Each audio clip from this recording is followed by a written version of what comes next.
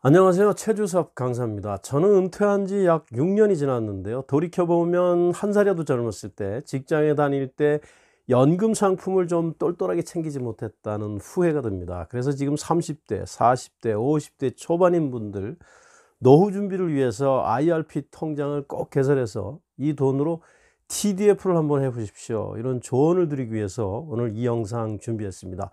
도움이 되면 좋겠습니다.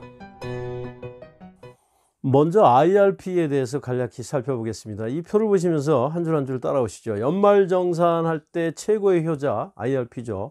Individual Retirement Pension, 개인형 퇴직연금, 근로자 퇴직급여 보장법에 의한 상품이고요. 여러분 잘 아시는 DB형, DC형, 그리고 이 IRP, 이 세 개를 퇴직연금 삼총사라고 부르고요.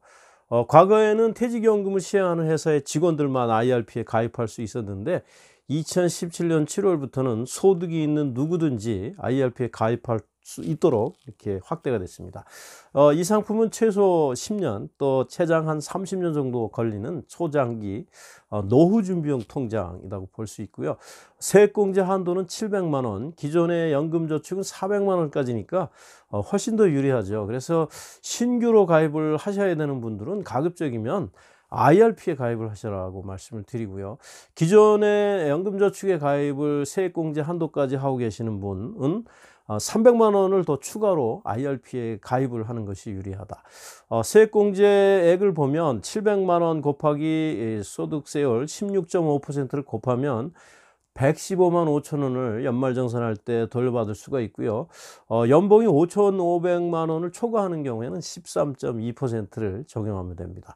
또 하나는 금년부터 3년 동안만 한시적으로 만 50세를 넘는 분들한테 200만 원을 더 추가로 소득공제, 세액공제를 해줍니다. 그래서 연금저축은 600만 원, IRP는 900만 원까지 가능하니까 참고를 하시고요. IRP와 연금저축을 합해서 총가입 한도가 있는데요. 1,800만 원입니다. 그렇기 때문에 좀 여유가 있으신 분은 세액공제 한도를 꼭 지킬 거 없이 넘어서서 더 가입을 해서 운영을 하시는 것이 노후 준비를 위해서 정말로 필요하다고 말씀을 드리고요. 이 밖에도 이자 배당 소득은 그때그때 세금을 물질 않고 2연, 그러니까 뒤로 밀어놨다가 나중에 한 방에 3.3 내지 5.5% 저율과세를 한다는 거. 퇴직소득을 IRP에 넣으면 30% 세금을 깎아주고요. 또 퇴직소득, 또 이자 배당 소득에 대해서 1,200만 원까지 분리과세를 해주죠.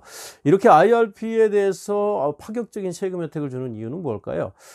국민들의 노후를 위해서 국가가 이렇게 신경을 써야 되는 거 당연하죠. 그래서 가장 기본적이고 소중한 제도인 국민연금 제도가 있는데요. 이것만 가지고는 우리 적정 노후 생활이 잘 안 되기 때문에 개인들도 추가로 더 저축을 많이 해서 노후 준비를 해야 되죠. 그렇지만 강제할 수 없기 때문에 이렇게 세금 혜택을 많이 줌으로써 유인을 하기 위해서 이렇게 혜택을 많이 주는 거기 때문에 우리가 적극적으로 가입을 할 필요성이 있다. 예금과 적금, 국채, MMDA, ETF, 리츠 이런 것들에 이렇게 운용을 할 수가 있고요. 위험자산에 투자하는 한도가 70%까지로 정해져 있습니다. 연금저축 펀드는 이 한도가 이게 없는 거죠. 그래서 이건 뭐 상대적으로 더 안전한 거다 볼 수 있고요. 한 가지 주의해야 될 거는 운용 수수료 또 관리 수수료 이런 것들이 부과가 되기 때문에 이 수수료를 거의 무료로 요즘에 하는 대형 증권회사들이 많이 있으니까 그걸 서치해서 가입을 하시면 될 것 같습니다. TDF에 대해서 간략히 설명드리겠습니다. 타겟 데이트 펀드. 타겟 데이트는 은퇴 시점을 말합니다. 은퇴 시점에 맞추어서 위험자산과 안전자산의 비중을 자산 배분 곡선에 따라서 자동으로 조절할 수 있도록 설계된 펀드인데요. 이 말을 그림으로 표현하면 오른쪽에 있는 그림과 같습니다. 우측 하단에 보면 은퇴 시점이 나와 있고요. 맨 왼쪽이 가입 시점인데요. 보시는 바와 같이 가입 시점에서는 위험자산의 비중이 안전자산의 비중보다 훨씬 더 높지만 은퇴 시점으로 가면 갈수록 점점 더 역전현상이 일어나고요. 양 영역의 가운데를 가로지르는 저 선이 자산 배분 곡선입니다. 저 자산 배분 곡선을 따라서 포트폴리오가 합리적으로 이렇게 리밸런싱 되도록 이렇게 설계된 상품이고요. 또 하나의 중요한 특징은 글로벌 자산에 분산 투자를 하고 있다는 점입니다. 국내뿐만이 아니라 또 선진국, 또 이머징 마켓의 여러 가지 상품들, 주식, 채권, 원자재, 또 유동성 이런 상품에 분산 투자해서 수익을 좀 높이고 있고 또 안전성을 추구를 하고 있다. 이렇게 그런 특징을 가지고 있고요. 우리 앞에서 이게 초장기 노후 준비용 초장기 상품이라고 말씀드렸는데 이렇게 기간이 길면 길수록 리밸런싱과 글로벌 분산 투자는 반드시 필요한 건데 우리 개인들이 이거를 꼼꼼하게 이 작업을 하는 사람이 과연 몇 명이나 있겠습니까? 저도 현역에 있을 때 처음에만 조금 신경 썼지 나중에는 사실상 이렇게 방치를 해뒀거든요. 그래서 이렇게 TDF 상품에 운용하는 것만으로도 이런 것들을 다 커버할 수 있는 그런 장점이 있습니다. 참고로 우리나라는 2016년도에 TDF 상품이 처음 선보였는데요. 이때 756억 정도 이렇게 수신이 됐었는데 금년도에는 약 3조 6천억 500% 정도가 이렇게 수직 상승을 하고 있는데요. 가입 속도가 굉장히 빠르게 이렇게 늘어나고 있고요.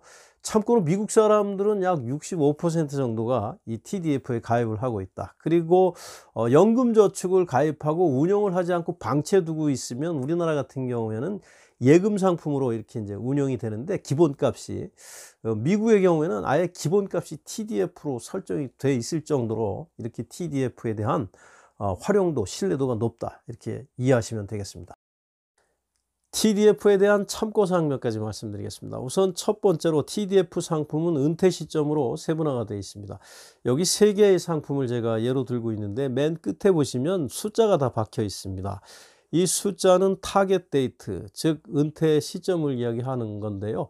그렇기 때문에 내 은퇴 시점이 몇 년도인가 이것만 파악을 하시면 거기에 맞는 상품을 자산 운용사별로 골라가지고 이렇게 수평 비교를 하시면 되겠습니다. 두 번째는 자산 배분 곡선인데요. 이 곡선을 따라서 위험자산과 안전자산의 비중이 자동으로 조절된다고 앞에서 말씀드렸는데 두 가지 유형이 있습니다. 첫 번째 투형은 은퇴 시점까지만 설계가 된 거, 오른쪽 그림 보시면 나와 있고요. 수루형은 은퇴 시점 이후까지도 이렇게 설계가 반영이 되어 있는 거. 그래서 일반적으로 수루형이 투형에 비해서 위험자산의 비중이 높게 이렇게 출발하고 있는 것을 보실 수 있습니다. 또 자산을 어디에 구성을 하느냐에 따라서 액티브형 펀드 또 패시브형 펀드가 있죠. 액티브형은 좀 더 공격적으로 시장 수익률 이상을 추구하는 거, 패시브형은 시장 수익률을 추구하는 펀드 이렇게 되어 있고요.